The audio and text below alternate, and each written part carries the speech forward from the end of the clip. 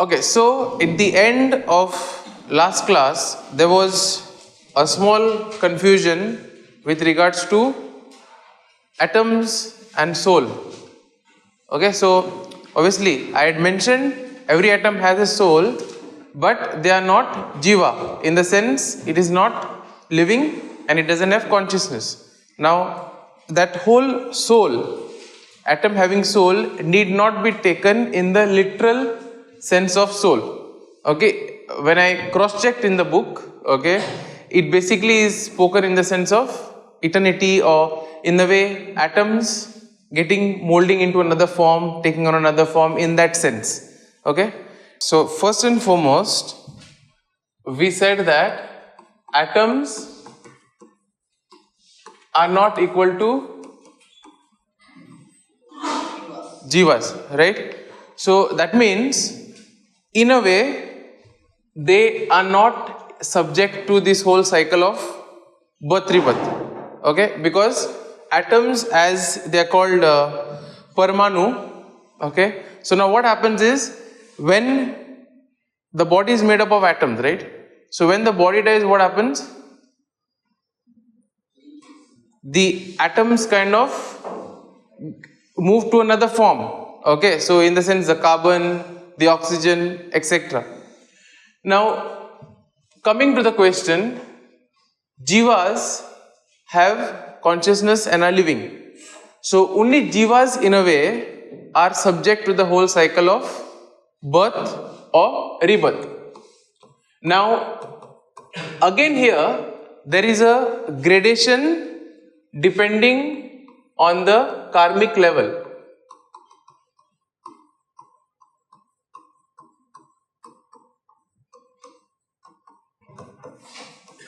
So depending on the amount of karma you have accumulated, you can go to the least state of the microorganism. Okay, so then after that, maybe if you have been able to shed some more karma, okay, shed some of those things by good deeds in this particular world, then you move up to the, say, plant. From there, maybe an insect. From there, maybe animal. And then human. So this is how depending on the shedding of those karmic particles, this whole thing happens. So therefore, it is based only for living creatures. So in that way, atoms are not classified into that. Speaking about omniscience of the liberated soul, as we said,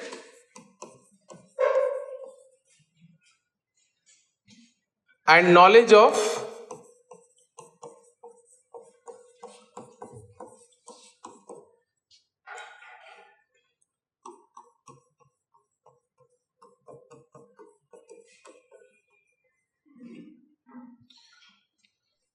so then we see that consciousness is also the very essence of the soul.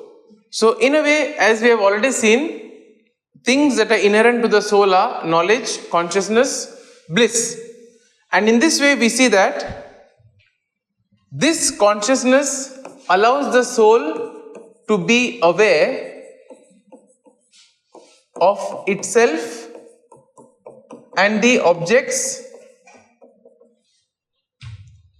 around it.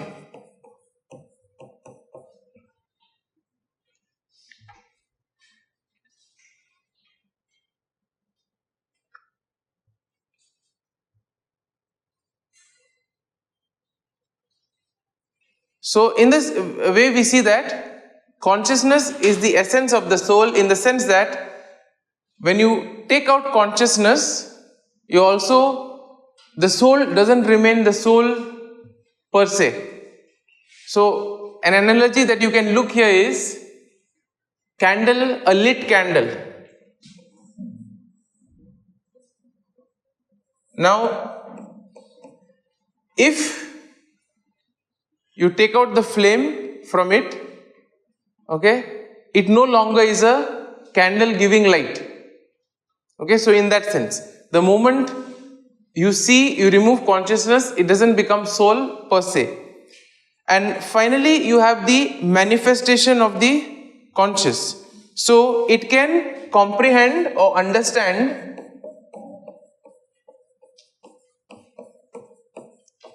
all objects.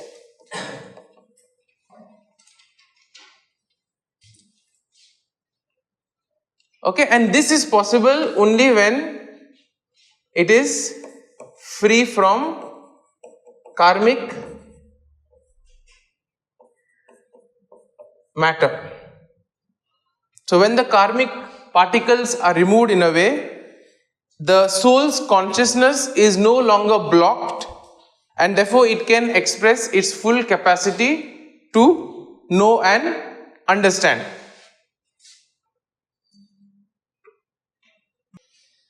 And finally, we deal with liberation and infinite knowledge.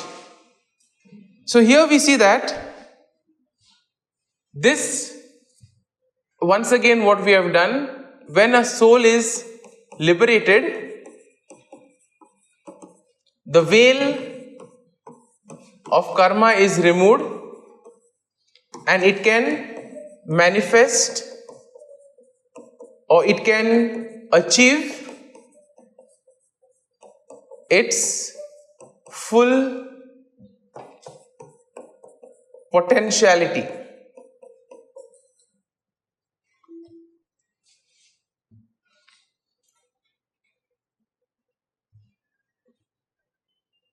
Okay, and at this stage, when it is totally liberated, the soul becomes all knowing or omniscient.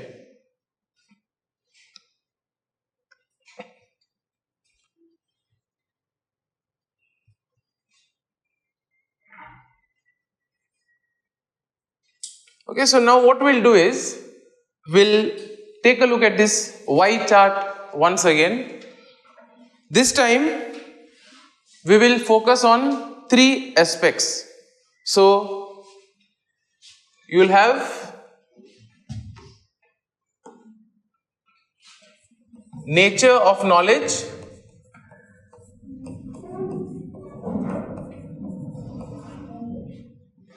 then acquisition of knowledge,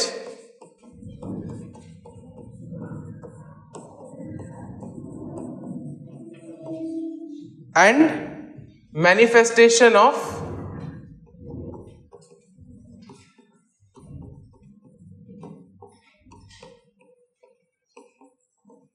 knowledge. So you can refer to your books, refer to the notes, and let's try to fill in this chart. So when we speak about nature of the knowledge in Jainism, what can we add over here?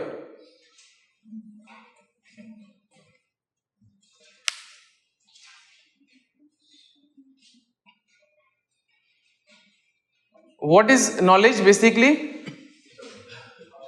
So let me begin. Understanding,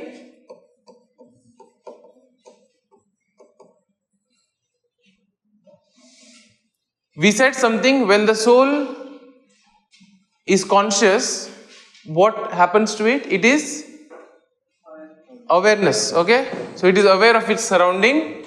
So awareness can be one of the nature.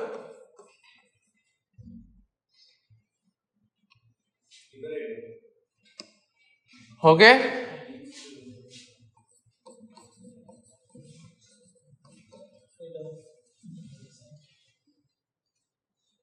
anything else?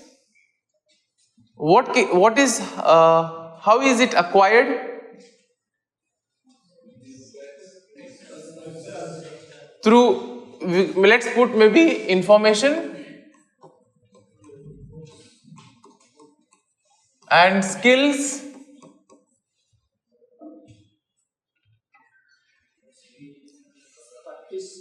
Now in Jainism, what is knowledge? Is it something external or is it something already there?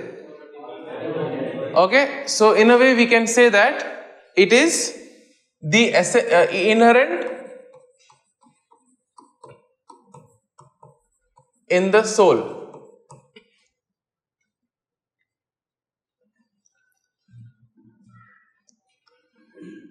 Now, what is the potential of knowledge that the soul has?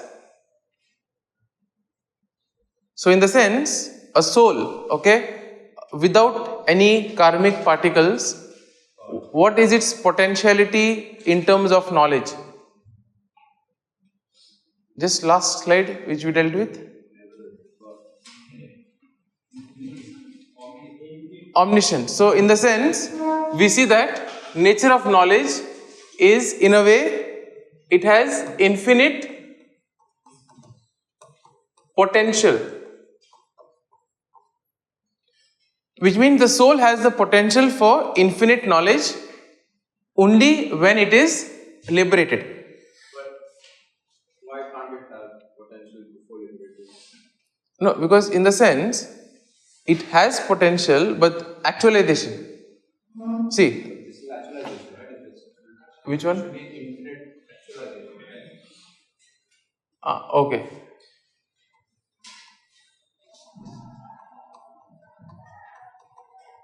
Yeah. Good.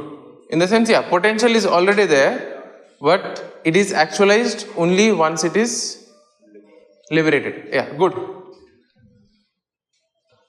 Let's come to the next one, acquisition of knowledge. How is this knowledge acquired? Or how can we get knowledge? Okay, so maybe through education, that would include your books, scriptures, teachings.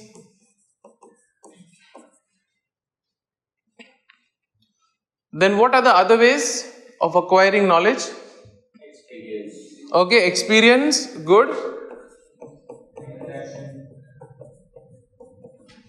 Last class we did some 3 ways of gaining knowledge, right?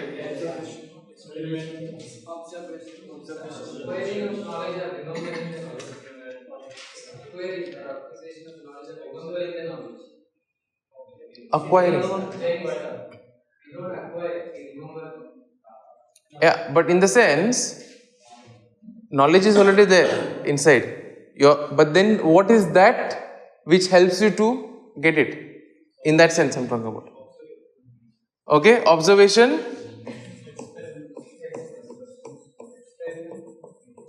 Okay, experiments we saw.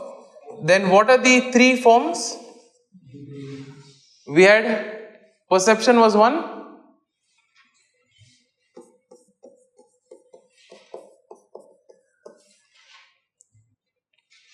Then any other way? Thinking.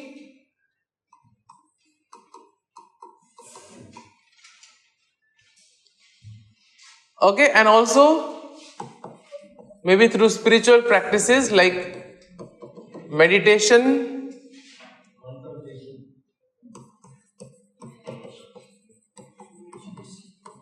contemplation, you can kind of this thing.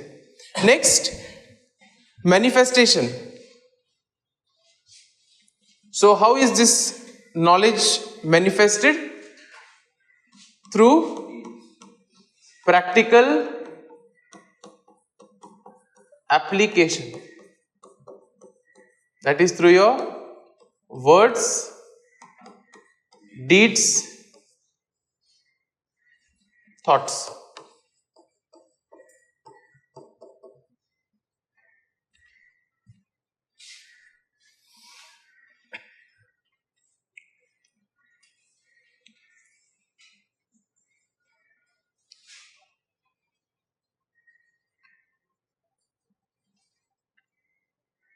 Now next we'll have a small discussion on this question which was already posed at the last class. So how is this term Jina, which we know is a conqueror, how does it help in one's personal spiritual conquest? So, in your own spiritual life, how can this whole concept of conqueror? Okay, first is what is the significance? We all know it's a conqueror. In your own spiritual life, how can it help you? How can understanding the concept of jina help you to, in a way, refine or develop it better? So, this is how you're supposed to approach this question. And at the same time, how do you think it has its implications in Jainism? Okay, so twofold.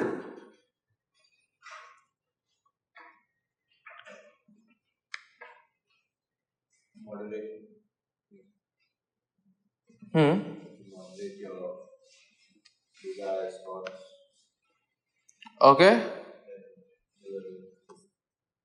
They talk about aesthetic life, but then too much of that also goes a little far. So moderation, yes.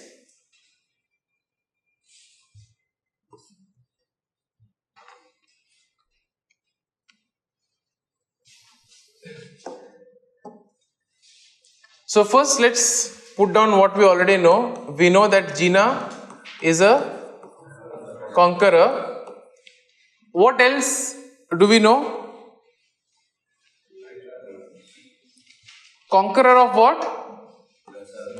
Of passions as well as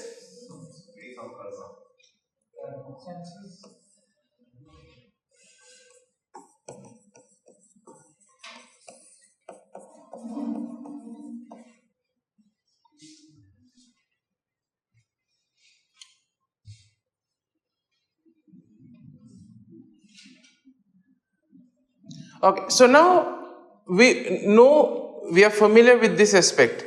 Now when it comes to our own personal lives, how can we look at it? So maybe what would be your primary goal when it comes to the broader aspect of life?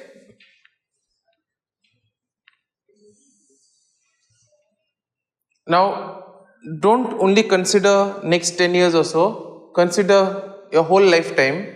What would be the ultimate goal of your life?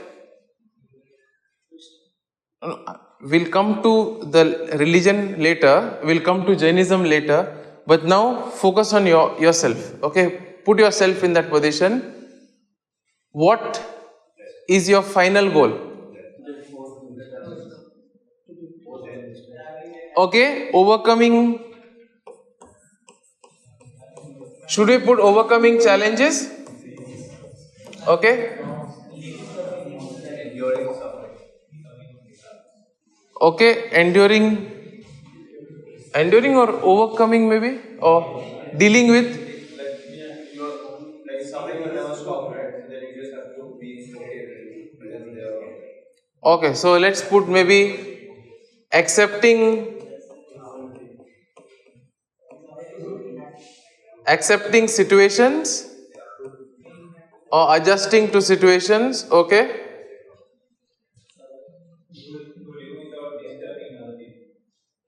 Okay. How would we put that then? Sweep the floor.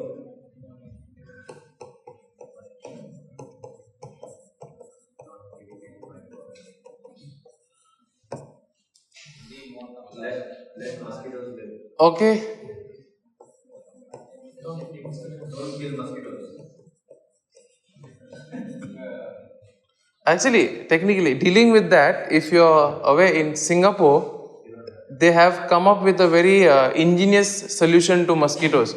So they actually have created, genetically modified the male mosquito, which in a way mates with the female one and makes it important in that sense. So that could also be somewhere in the line of non-violence, in the sense non-killing, but doing it in some other sense without any violence. Okay, let's come back to this. So in a way, what about weakness? Okay, overcoming one's weakness could also be one of the primary goals in the life of a person. So these are some of the things that an individual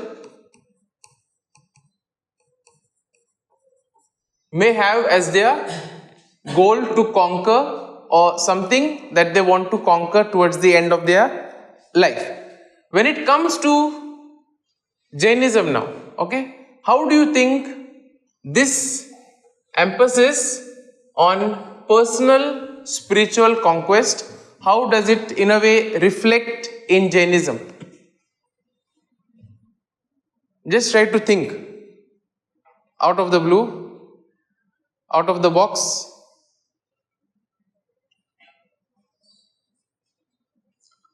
So did you all understand the question? Okay. So now what we have seen is, we have seen the primary goal of each one's life, right? Now you have already studied about the principles of Jainism. Now what you are supposed to do is, whatever these goals that you have, okay, similarly, how will conquering of passions reflect with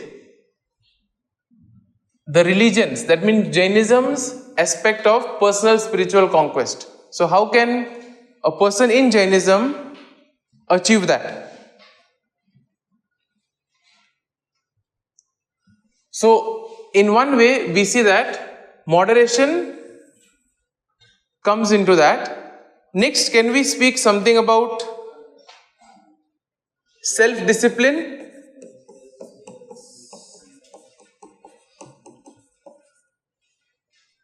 Okay, what else in those same lines in terms of self-discipline?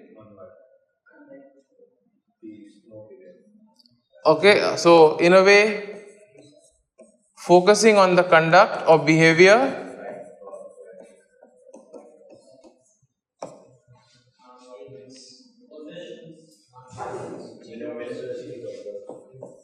minimalistic,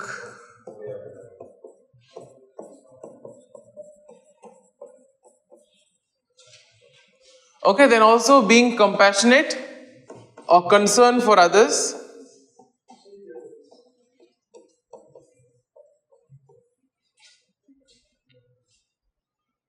and in a way living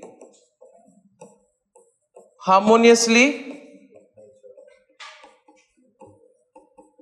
with others, whether it be nature, whether it be those around you, etc.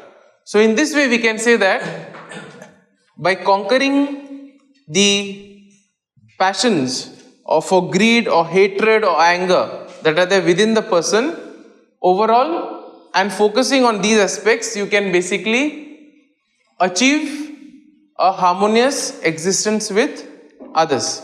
So now let's take a look at something called as the doctrine of relativity of knowledge and judgment. So Jainism divides knowledge into two categories, okay, mediate and immediate knowledge. So now from your own understanding, have you all come across these two terms, mediate and immediate? Okay, so what is some basic understanding that you all have about it? Okay, when you hear the word, what comes to your mind?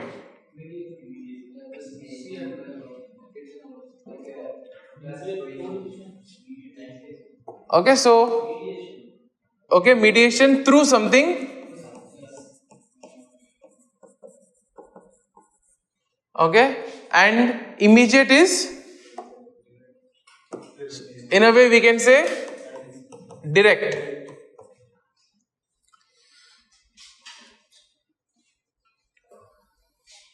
So when we speak about mediate knowledge in Jainism, this is the knowledge that comes through the sense organs.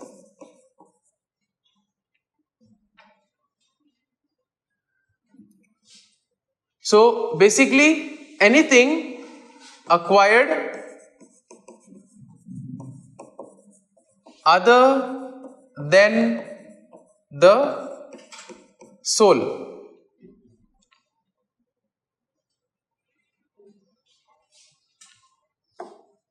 So this here refers to immediate, would refer to acquisition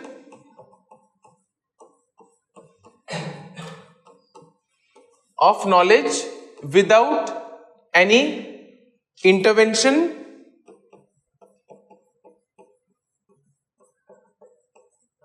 of sense organs.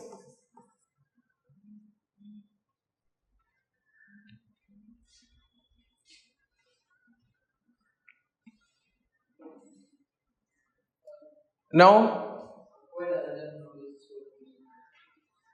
so now in Jainism, we see that this classification of knowledge is based on the acquisition rather than the objects of knowledge. In the sense, we already know that the soul is capable of knowledge, but it is not able to have its full potentiality because of the particles. When those are removed, so these are the means through which, by acquiring knowledge, you are able to in a way shed some of those particles. So in a way, when we speak about here, it is not as an object of knowledge, but basically as a kind of acquisition, in the sense how you get something. So for example, let's say the floor is dirty. Okay, so there is something on the floor. How is it removed? With the mop or with the broom. So in this case, we can refer to these sources in that sense. So this basic difference when we speak about mediate and immediate knowledge is, one is acquired through something, that is sense organs, whereas others is without any mediation of any sense organs. So in a way, we see that Jainism will focus on inner purification,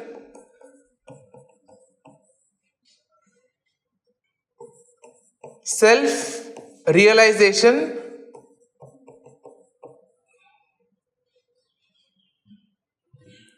believing that as the soul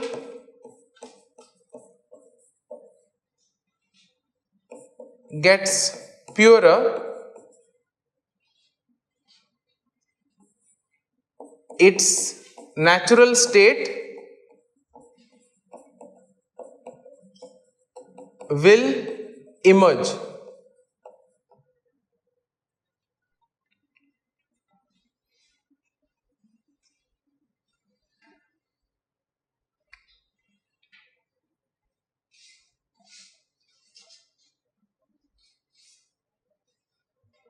So this is different from any external learning or just accumulation of knowledge. Okay, in that sense. Now, So there, when we talk about self-realization, so it is through meditation and activities like that, or just by being that you are getting. see, this is something which when we speak about some sixth sense or something, so in Jainism, we have 3 sources of immediate knowledge and 2 sources of mediate knowledge, which we will deal with. Okay, so when we come there, your question will be answered in the sense. Okay, so first and foremost, we see that when we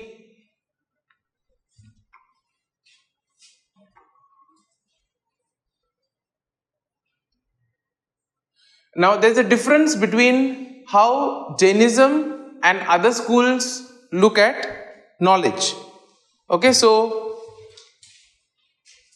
knowledge by direct perception, okay, is looked by many schools as immediate knowledge.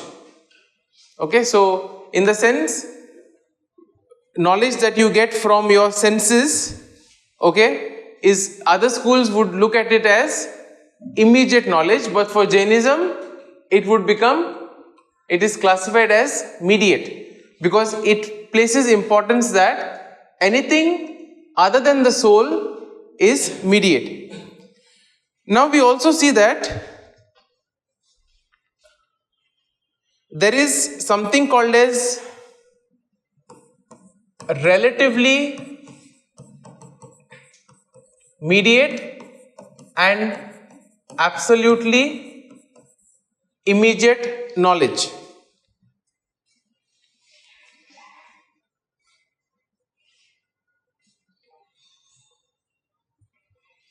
So this absolutely immediate knowledge would be something of supra-sensual,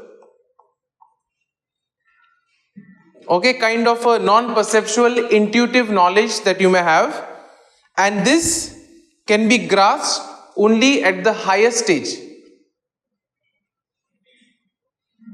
So now let's take a look at the three forms of mediate knowledge. So you have Avadhi, you have Mahaparyaya and Kevala. So when we speak of Avadhi, it is the power to know objects that are distant or minute. In other words, beyond the range of ordinary persons.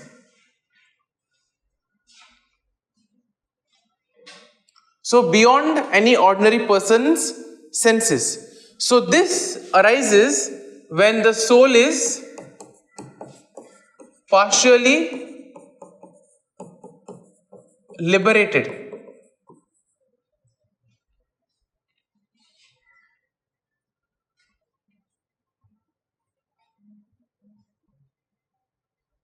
So we see that this knowledge comes directly without sensory experience.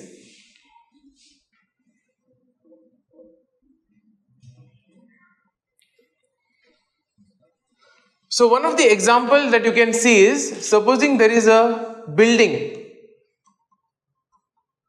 A person who is standing on the ground far away, he has not seen what is there inside this, what is the structure of the building.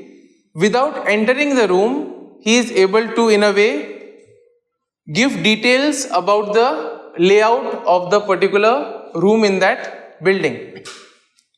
So in this case, we see that he is able to perceive distant objects with details, which otherwise to any ordinary person just may see a room over there, but may not be able to tell what is exactly there in the room. Or maybe another example of a scientist. Okay, supposing if he is studying the structure of molecules.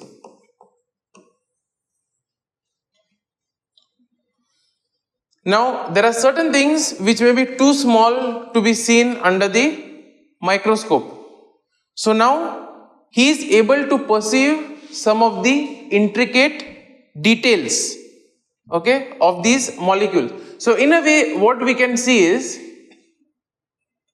a simple way of understanding this would be, you have some kind of knowledge that is already there, and here you see that your mind is able to, in a way, make the connections very quickly. So you know, you cannot see it, but at the same time you know what it is because it is making their connections very quickly. Or maybe, for example, there is something buried under the ground. You just touch it, but you have not seen what it is fully. You are able to, in a way, come up with a picture in your mind of what it exactly may be. Okay, so here we can see that this is, as a result, we said, is because of the partial liberation. So only when the soul is partially liberated, it is able to be in this state.